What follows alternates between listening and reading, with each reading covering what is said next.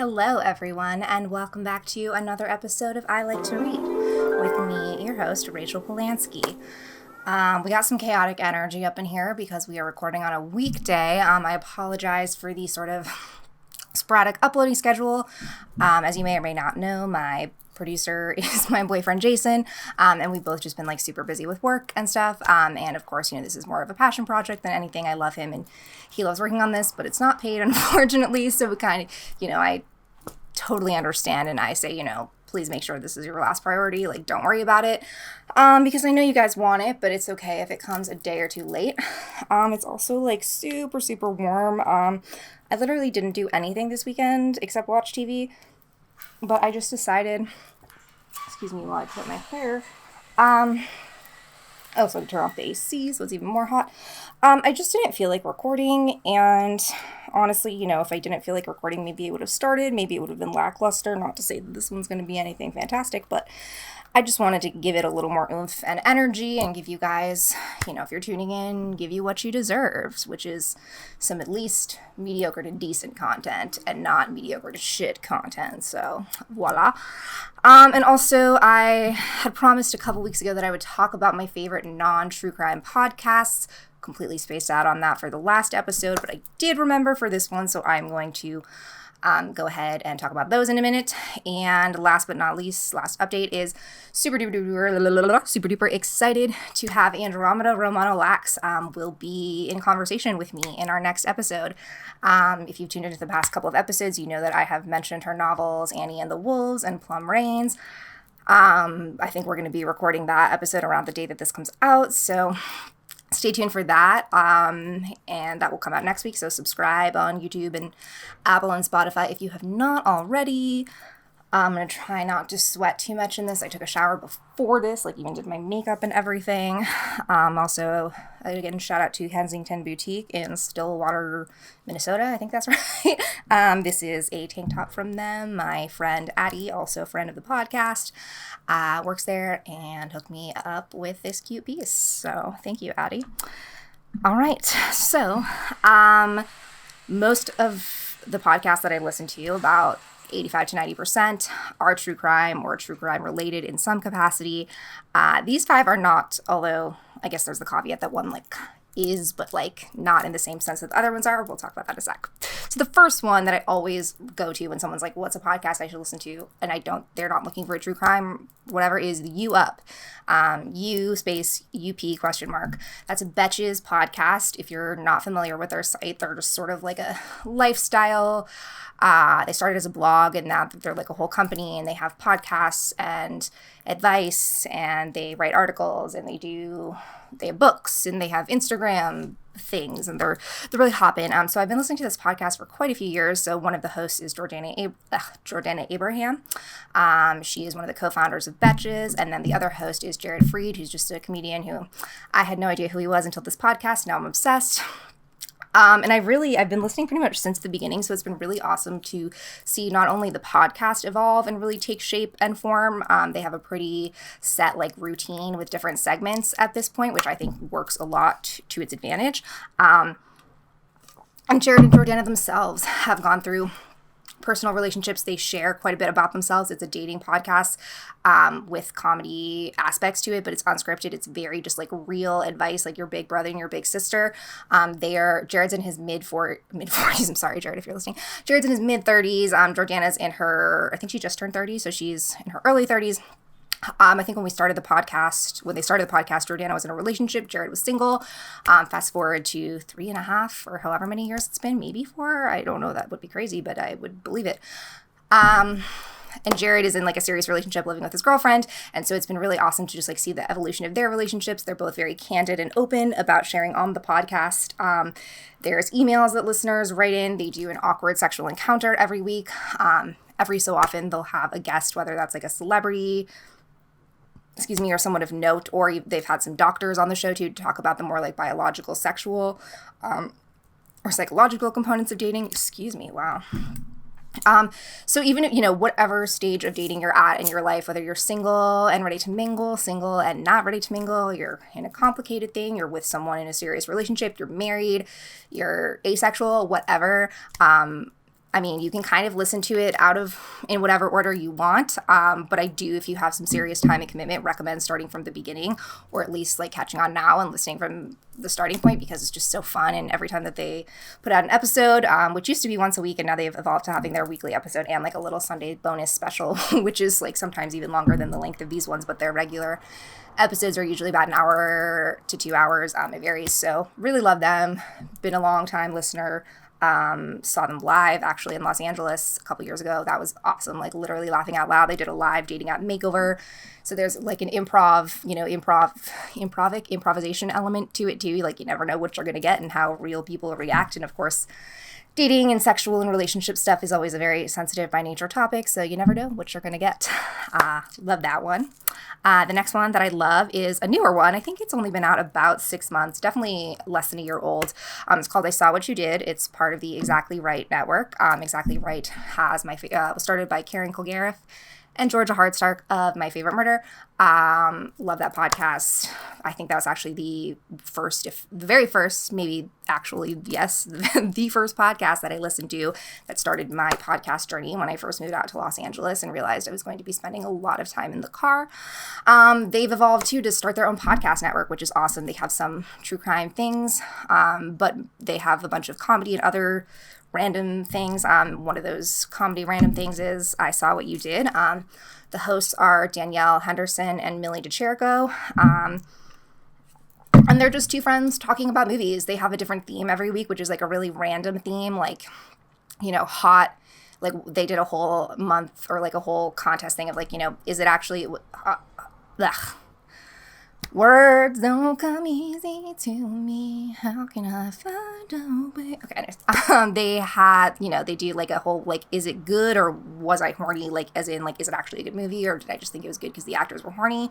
They're just fun. Danielle has a background in writing and television. Millie also has a background in media. She's worked for Turner Classic Movies for quite a while, so she has that movie curation background. And then they're both women of color, which is really refreshing because they talk about their experiences in a way that's not, ingrained. It's not exactly like two women of color on a podcast because, that is what it is and it's fantastic, but it's, they don't let that be the main focus, but it is of note that they're able to talk about those things and weigh in on certain issues that we wouldn't get with just two other people who are white and talking about things. I think there's plenty of those out there and some are really great, but I think to bring these often marginalized voices into the community and into the forefront is really fantastic. They also bring films that speak to these marginalized voices and speak to these marginalized situations. Not all the time, which is what makes it great because it's not, again, like overt in your face. Like sometimes they will literally just do, is it good or was I horny? And the winner, that was Cruel Intentions, spoiler.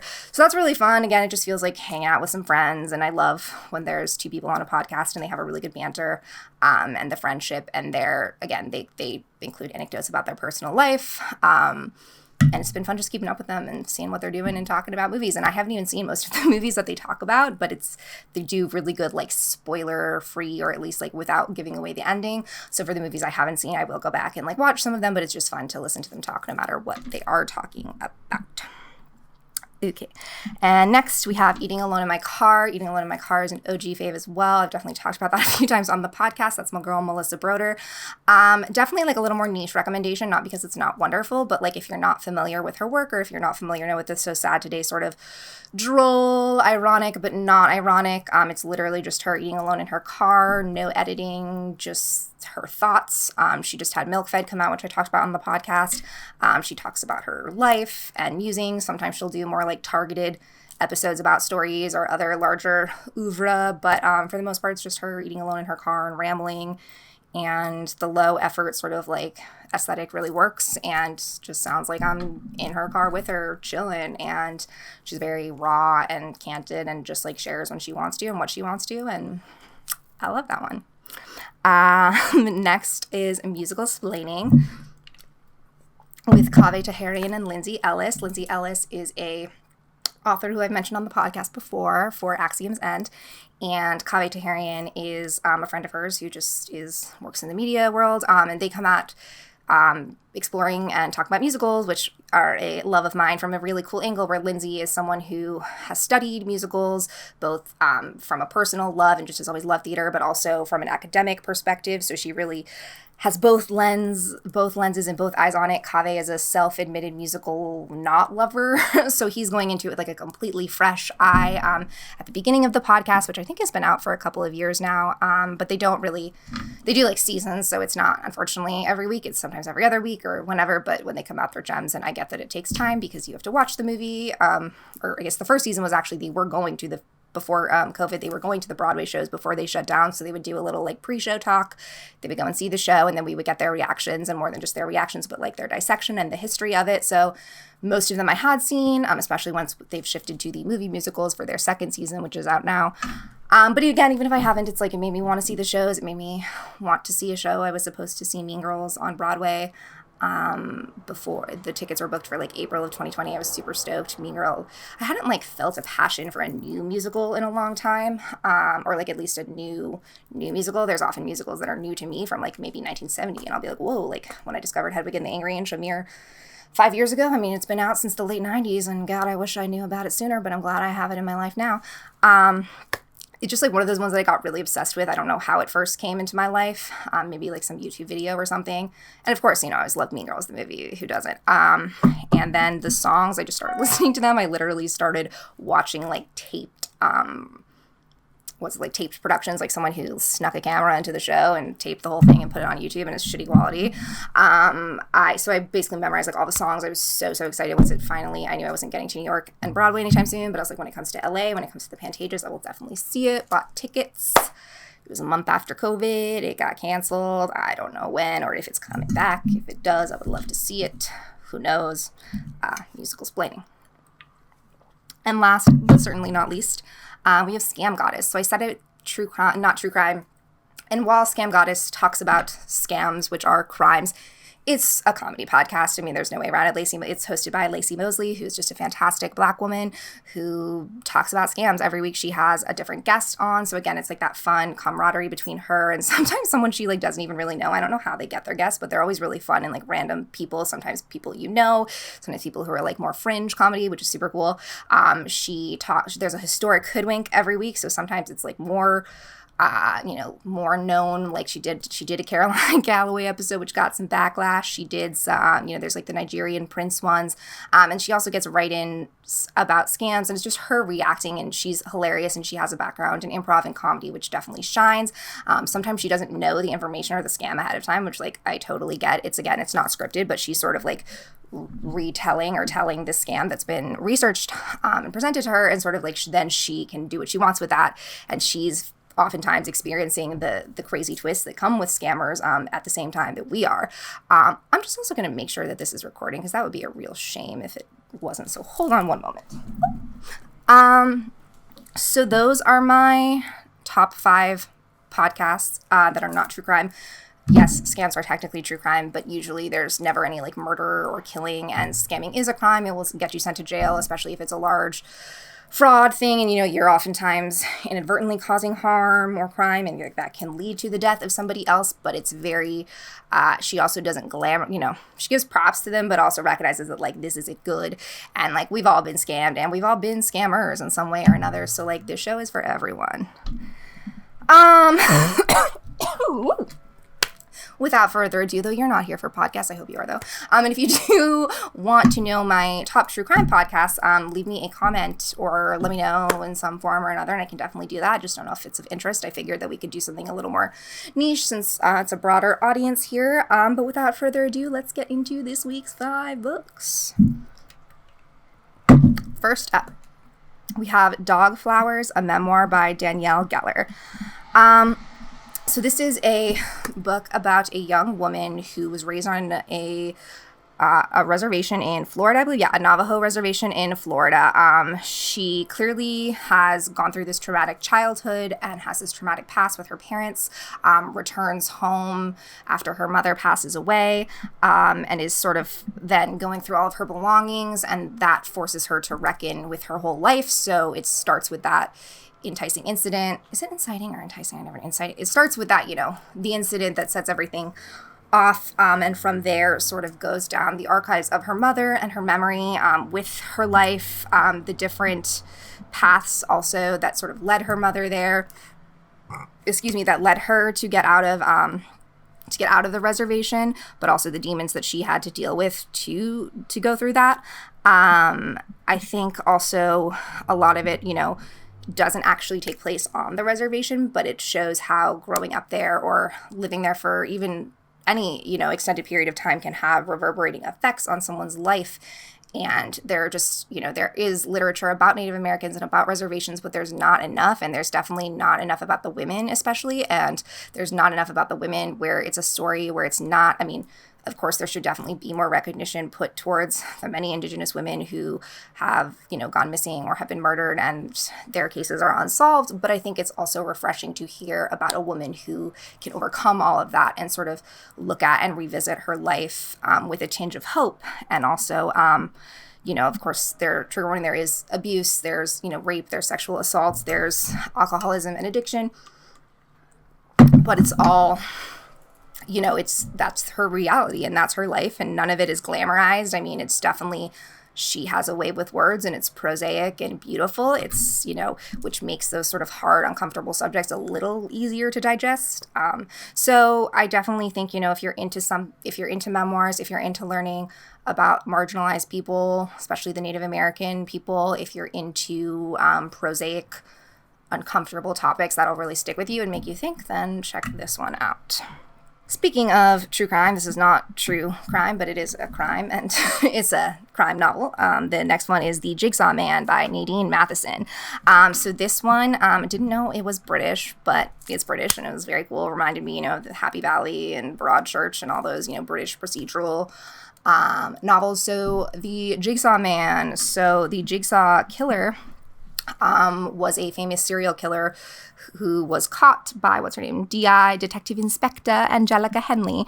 So it's sort of like, has very Silence of the Lambs tinges when there's a young or, middle-aged at this point female detective who has an experience with a serial killer in her past. And now she is forced to reckon with the present and still be in contact with that serial killer, and he's in jail, but then it's like, figuring out how his case is related, because basically where we meet and start the novel is there is a copycat killer on the loose, and it's, trying to figure out, like, how is the original Jigsaw killer involved. So it has all those really great, true crime plot elements, definitely kept me guessing for a bit, but also just the way the characters are crafted is really, fast paced, but also I love, taking a little trip across the pond and seeing how the Brits do, they always do inspections, investigations and detective work and all that whatnot a little bit differently. So it's fun to kind of see what that's like.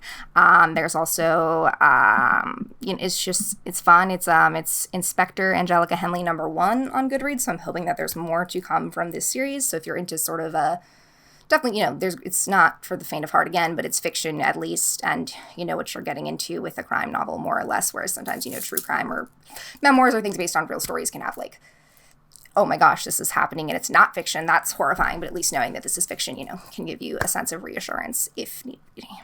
Speaking of fiction, next we have Gold Diggers by Sanjena Sathian, and I hope I am saying that right, but I may not be. So our main character, Neil, is, at first just sort of seems like he is a young man or a young boy who's about to go to college and, like, feeling the pressures of being an Indian American. His parents, he's first generation American and, like, struggling to, like, what does he want to do with his life? And his parents are pressuring him. And also, like, he's supposed to go to Duke, and then he has, his competition with the other Indian people in his school. So sort of just, wasn't exactly clear where it was going to go.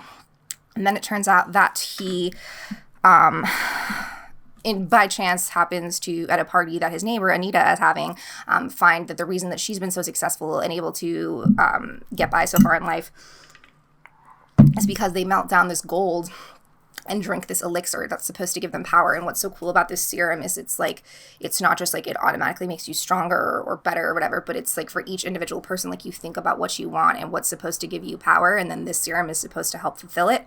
But of course, since you're using gold for that, you have to use gold, not just any sort of gold that you can like buy at a pawn shop or whatnot. But the way that you can have this power and experience is by taking the power and experiences of others through the gold. So naturally, that's pretty dark. And Neil decides to take the serum and go down that path, which has some tragic consequences. So we kind of leave off there, and then we get a 10 years later where Neil has gone to college and does seem kind of successful on paper, but is really like floundering mentally. We also get to, he re-encounters Anita, and then their paths cross again. So they reflect on, you know, how the gold serum affected them and whether or not they should have taken it, and sort of, you know, it's a coming of age novel. It's an identity novel. It's a, you know, I want novel with really, you know, characters that we don't get to see a lot. We don't get to see a lot of Indian American characters with this much agency, and also in a really cool format where, yes, I guess it's, you know, technically fantasy, or there's a bit of sci-fi to this serum, but it doesn't get into the nuts and bolts of sort of like, you know, how there's not like a lab, and there is a, you know, a subplot involving said serum, of course. But it's really much more about like the power of the serum and the power of experiences that are transferred between humans, and how energy and goals transfer, and how, again, things from our childhood and things from our young adulthood can have reverberating effects into our present and beyond.